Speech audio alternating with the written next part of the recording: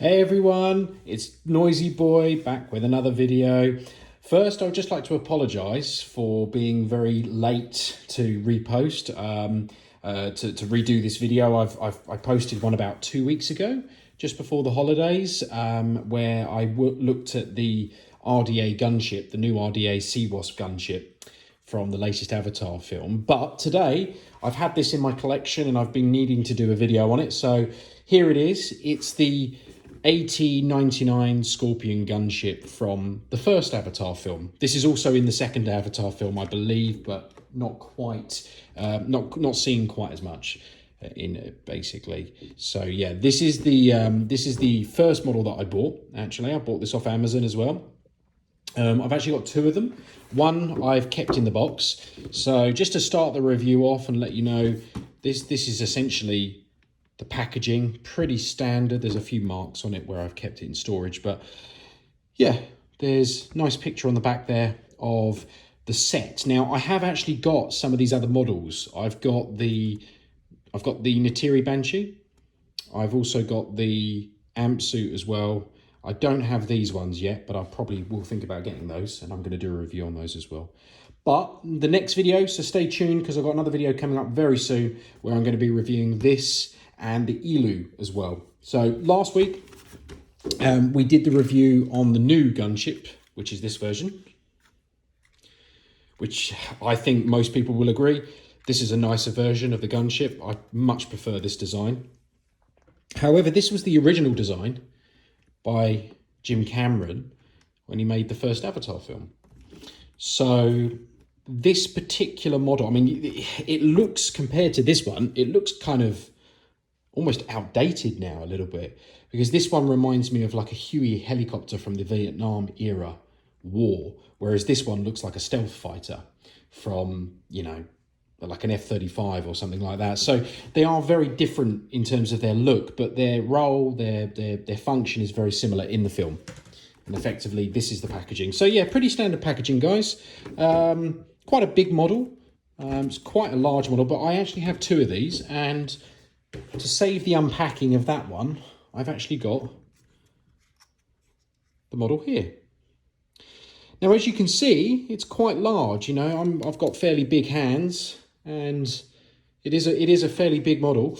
The first thing you might notice is, where's the rotor blades? Well, just to let you know, I wasn't too happy with the original design of the rotor blades. They only put one set on. There should be two sets on each ducted fan, like in the film. I explained this in my previous video. It's one of my pet peeves with the McFarlane Avatar toy range at the moment, is they're not 100% accurate to the stuff that's in the film. So as you can see, there's one set there. There's also one set of blades there. There should be two sets on each side. And what I've done is I've taken off the original set, and I had to cut that using a strong scissors, basically modelling scissors. Whoops, that's gone over there. Essentially using strong modelling scissors. Now this one is a strong one, a stainless steel one, which broke. My other one broke as I was trying to cut this, because if you can see that here, there is also metal. So there's a metal pin that looks to be like it's been glued in on the pylon, and effectively the rotor blade sits on the top, and I actually have some of the rotor blades here. Here we go. So in effect, that's your rotor blade pin.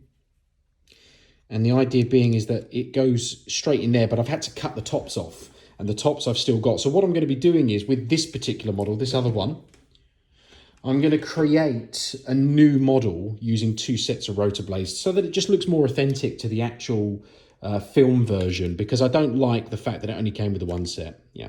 So that's effectively what I'm going to be doing there. But the model itself, yeah, love the detailing. Really, really, really like this model. The wings articulate forward and back. They're on like a little ratchet. So there's a three-way point for the ratchet. 1, 2, 3. And you've also got them on that side.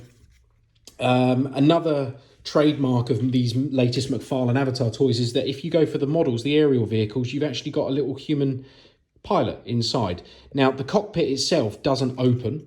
This is sealed shut.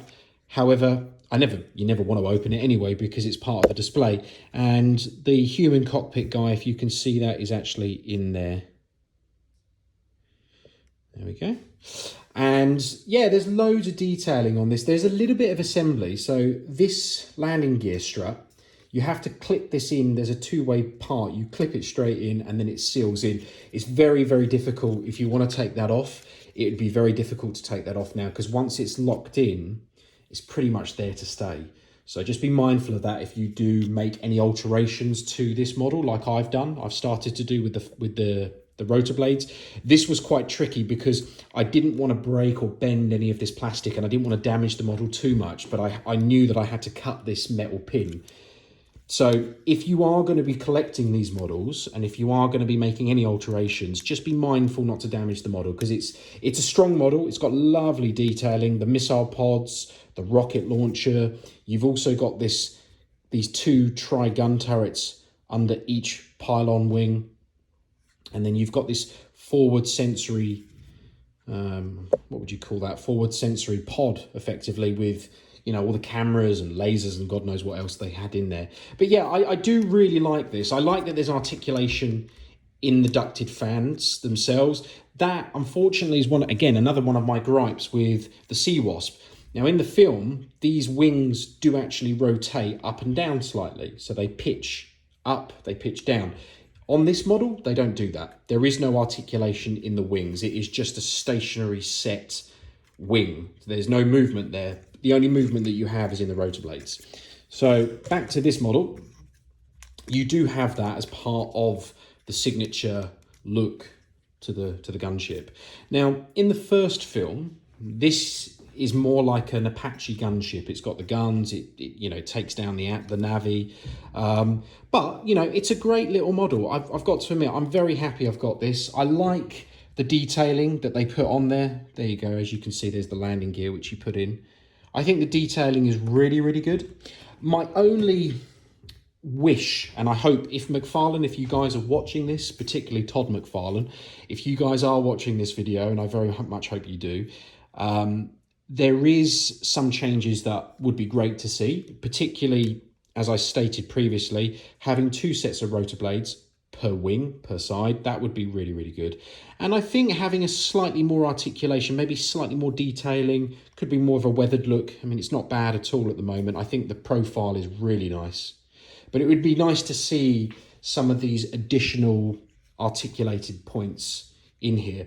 And again, because McFarlane have the rights at the moment to the toy line, another thing that I would really love to see is the Avatar Valkyrie shuttle.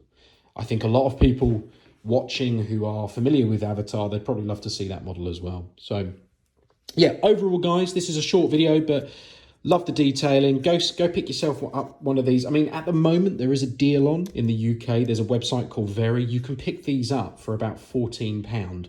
They usually retail on Amazon and Smith's Toys here in the UK. They retail for about £21, £22, which I personally think is a really, really good bargain, if I'm honest. Some of the bigger models of Avatar toys, they go for £50, £60 here in the UK, particularly the Banshees. So compared to that, which is very similar size, these are pretty good value. I like them. Yeah, let me know in the comments, guys, if you guys are making any alterations like this. Let me know if there's any tips, tricks that you would want to see on the wings, particularly the rotors. How would you do this? I mean, there might be just a point of getting a glue gun in there, sorry, a heat gun, and taking that out. But yeah, let me know in the comments, guys, what you guys think about this. And also, what would you do? What would you like to see on the next model, on the next wave? Because I'm assuming there's going to be a second wave coming very shortly, and we might very well see these changes on the next line. But who knows? Stay tuned. Anyway, guys, lovely to talk. Yeah, stay tuned. Hit the like, hit the subscribe button, and you'll be notified on my next video upload. I'm going to be doing short videos coming up, so I've got plenty more Avatar toy range to review, to show you guys before you go out there and buy. But yeah, go and pick yourself up one of these, even if you just grab one rather than two. You know, one itself is going to be great, and it would make a really nice addition to anyone's collection, particularly in the wave and the release of this new Avatar film, which is awesome, by the way. If you haven't seen it, go see it. Yeah, okay, guys, take care, all the best, bye.